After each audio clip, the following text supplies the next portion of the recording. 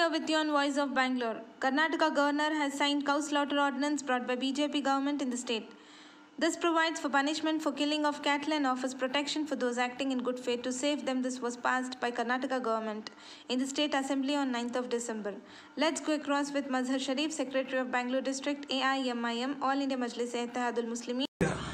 Cow slaughter bill के बारे में हमने बार बार कहा है कि हम इसके खिलाफ हैं, क्योंकि जो काउ स्लॉटर बिल बना है ये अमेंडमेंट की जानिब से बना हुआ है और अमेंडमेंट हमेशा इस बिना पे बना जाता, कोई भी एक अमेंडमेंट करके कोई भी एक बिल पास तब किया जाता है जब कोई इमरजेंसी हो स्टेट में।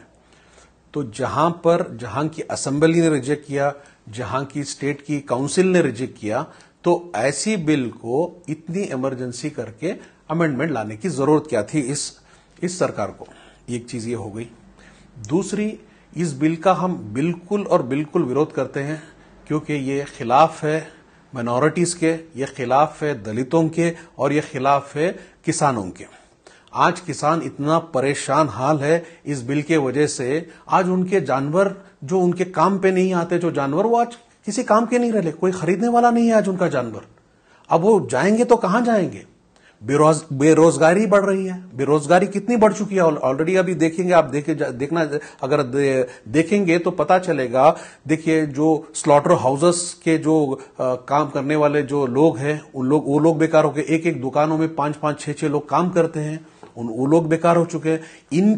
इनकी एम्प्लॉयमेंट के लिए गवर्नमेंट ने कुछ सोचा है क्या? कुछ नहीं सोचा। अचानक से आपने एक पीछे के दरवाजे से एक बिल पास कर लिया, सिर्फ और सिर्फ अपनी ईगो को संभालने के लिए, जहां पे ये मुल्क आज दुनिया का दूसरे नंबर पे आता है जहां पे बीफ एक्सपोर्ट होता है। ये काउ स्लॉटर की बात ही क्यों हो रही है? काउ स्लॉटर बिल तो 1964 में आ चुकी है।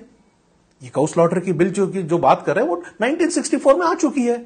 कहीं पर भी स्लॉट नहीं होता है। हम ये जानते हैं कि हमारे हिंदू भाई का अकीदा है उन लोगों का इस चीज पे, और वो कहीं पे कटती नहीं है। वो इलीगल है 1964 से, एक्ट बना हुआ है।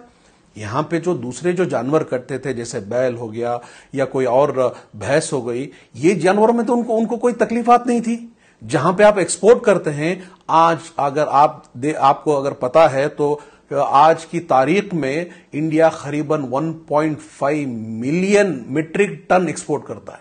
1.5 मिलियन मीट्रिक टन, दुनिया का दूसरे नंबर वन है ब्राजील के बाद। जिस मुल्क में जहां पे एक्सपोर्ट करने के लिए हम तैयार हैं, दूसरों को खिलाने के लिए तैयार, अपने सिटीजन्स को नहीं खिलाएंगे? क्या बात है ये? आज देखिए, इन्हीं के बीजेपी सरकार का ये बार बार इनका एक रवैया रहा है खिलाफ माइनॉरिटी और दलितों के और किसानों के खिलाफ। तो ये लोग आज ऐसा लगता है कि ये किसानों को खत्म करना चाहते हैं। बिल लेके आ गए फार्मर्स के खिलाफ।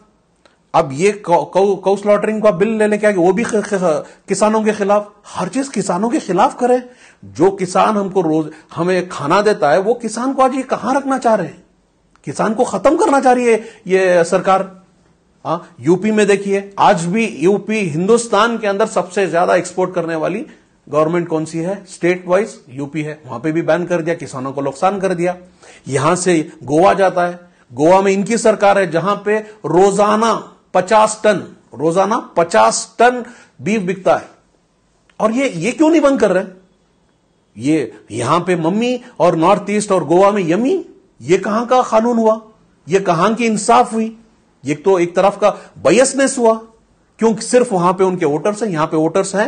यहां के वोटर्स थोड़ी बोल रहे हैं कि हिंदू भाई थोड़ी बोल रहे हैं।